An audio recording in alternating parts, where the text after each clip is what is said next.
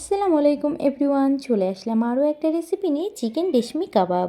এই কাবাবটা এতটা টেস্টি হয় আর এতটা সফট অ্যান্ড জুসি হয়, বাড়িতে কয়েক পিস চিকেনের টুকরো থাকলে কিন্তু তোমরা এটা ঝটপট বানিয়ে নিতে পারবে।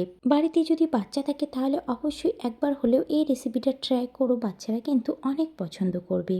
সবসময় বাইরে থেকে খাবার না এনে বাড়িতে কিন্তু তোমরা চাইলে এটা বানিয়ে দিতে পারো। তো চলো ঝটপট দেখে নাও রেসিপিটি। এখানে প্রথমে 500 গ্রাম আমি বোনলেস চিকেন নিয়ে নিয়েছি, সেটা পরিষ্কার জলে ধুয়ে ছোট ছোট টুকরো করে কেটে নিয়েছি।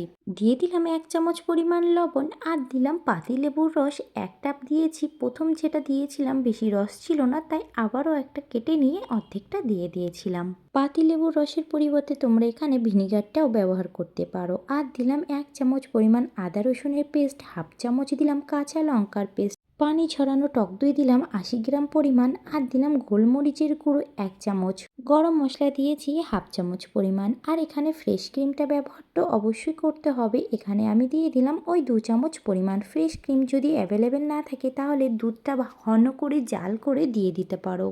অল্প একটু চিজ ভালোভাবে গ্রেট করে দিয়ে দিচ্ছি। তারপর সমস্তটা খুব ভালোভাবে হাতের সাহায্যে মিশিয়ে নিতে হবে। চিকেনটা ভালোভাবে মাখানো হয়ে গেলে এই ম্যারিনেট চিকেনটা মিনিমাম 1 ঘন্টা রেস্টে রেখে দিতে হবে। হাতে যদি সময় থাকে তাহলে 2-3 ঘন্টা রেখে দিলে আরও ভালো হয়। দিয়ে দিলাম ছোট চামচের 4 চামচ কর্নফ্লাওয়ার। কর্নফ্লাওয়ারটা দিয়ে খুব ভালোভাবে আরও একবার মেখে নিতে হবে। তারপর একটা ঢাকনা চাপা দিয়ে আমি এটাকে 1 ঘন্টার জন্য রেস্টে রেখে দেব।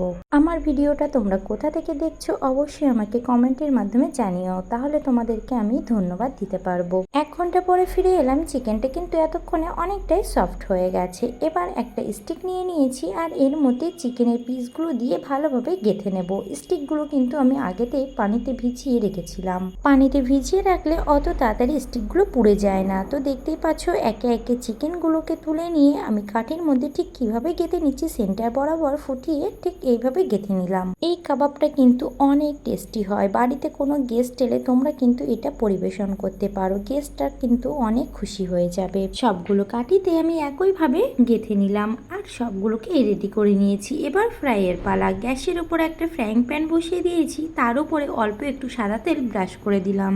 কাবাবের স্টিকগুলো এর মধ্যে দিয়ে দেব। প্রথমে আমি 3টে নিয়েছিলাম, তারপর আরও 3টে দিয়েছিলাম। 500 গ্রাম চিকেন দিয়ে এখানে আমার 6 পিস কাবাব রেডি হয়েছিল। গ্যাসের ফ্লেমটাকে লো টু মিডিয়ামে রেখে এপিট ওপিট উল্টিয়ে এটাকে ফ্রাই করে নিতে হবে। মাঝে মধ্যে একটু বাটার ব্রাশ করে দিতে হবে। এই কাবাবটা কিন্তু গ্রিন চাটনির সঙ্গে খুব সুন্দর খেতে লাগে। কয়েক মিনিটের মধ্যেই দেখতে পাচ্ছ কত সুন্দর কালার চলে এসছে। এবার একটু স্মোকি ফ্লেভার দেওয়ার জন্য একটা কাঠি তুলে নেব আর একটু গ্যাসের উপর ডিরেক্ট হিট করে নেব ওই 30 থেকে 40 সেকেন্ড মতো। এই কাবাবটা কিন্তু ঠান্ডা হয়ে গেলে একদমই ভালো লাগে না, তাই গরম গরম পরিবেশন করবে আর বাড়িতে একবার হলেও এটা ট্রাই করবে। রেডি হয়ে গেল কিন্তু রেশমি কাবাব। ভিডিওটি যদি ভালো লাগে তাহলে অবশ্যই লাইক কমেন্ট শেয়ার করে দিও। আর আমার চ্যানেলে নতুন বন্ধু হয়ে থাকলে চ্যানেলটাকে সাবস্ক্রাইব করে পাশে থেকো। আর ফেসবুক পেজ থেকে দেখে থাকলে পেজটাকে ফলো দিয়ে পাশে থেকো। লাইক কমেন্ট শেয়ার করতে কেউ ভুলো না। দেখা হচ্ছে অন্য কোনো ভিডিওতে। ততদিন সবাই ভালো থেকো, সুস্থ থেকো। আল্লাহ হাফেজ।